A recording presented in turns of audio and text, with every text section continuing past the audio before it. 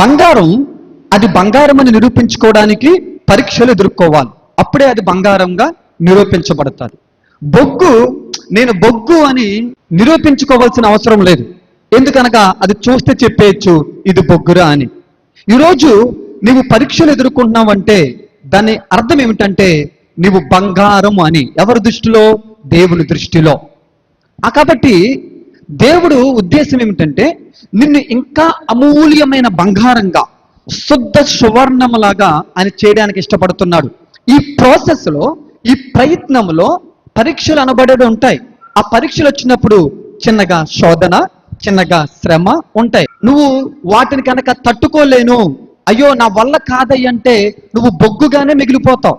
కాబట్టి నువ్వు బంగారంలాగా చివరికి అవ్వాలి అంటే పరీక్షలు ఎదుర్కోవాలి. నువ్వు పరీక్షలు కనుక ఎదుర్కోగలిగితే ఒకానొక రోజున నువ్వు బంగారం అని నిరూపించబడతావు. కాబట్టి దేవుని ఉద్దేశం ఏంటంటే నిన్ను బంగారంలాగా తీర్చిదిద్దాలి, ఏ లోపం లేని బంగారంగా తీర్చిదిద్దాలని ఆయన ఉద్దేశం.